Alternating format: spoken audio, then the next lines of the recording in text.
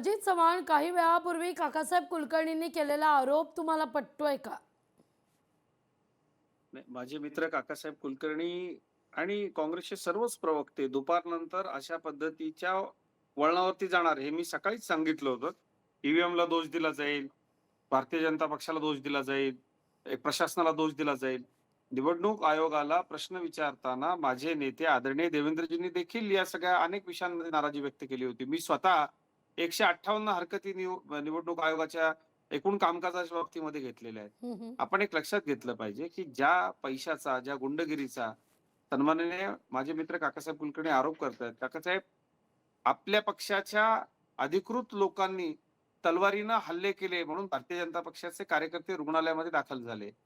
विदर्भामध्ये अनेक ठिकाणी आपल्या कार्यकर्त्यांनी, काँग्रेसच्या लोकांनी भारतीय जनता पक्षाच्या कार्यकर्त्यांवरती खुनी हल्ले केले, पराभवाच्या वैमनस्यातनं. या निवडणुका काकासाहेब कार्यकर्त्यांच्या निवडणुका आहेत, स्थानिक पातळीवरच्या निवडणुका आहेत. त्यामुळं जो नेता आपल्याला निधी देऊ शकतो, जो नेता आपल्या परिसरामध्ये विकास घडवून आणू शकतो, अशा नेत्याला आणि अशा पक्षाला सामान्य मतदार आणि कार्यकर्ते पाठिंबा देतात. काँग्रेसची परिस्थिती जर आपण बघितली, काँग्रेसनं गुंड उमेदवार दिले नाहीत का हो? हम्म. तुळजापूरमध्ये काँग्रेस पक्षाचे अधिकृत उमेदवार जे आहेत, ते मटका किंग म्हणून प्रसिद्ध आहेत. अनेक ठिकाणी काँग्रेसनं गुंड लोक दिलेले आहेत. मग या सगळ्याला उत्तरदायी काँग्रेस नाही का? दुसरा विषय असा, या संपूर्ण निवडणुकीच्या दरम्यान महायुतीचे आमचे तीनही प्रमुख नेते पायाला भिंगरी लावून महाराष्ट्रात फिरताना दिसले. इथं महाविकास आघाडीच्या संयुक्त सभा झाल्या.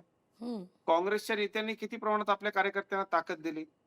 काँग्रेसच्याकडनं पक्ष म्हणून ज्या पद्धतीनं कार्यकर्त्यांच्या पाठीशी उभं राहायला हवं होतं, ते उभं राहिलं नाही गेलं. अनेक लोकांनी, व्यक्तिगत काँग्रेसच्या कार्यकर्त्यांनी आमच्याशी संपर्क केला.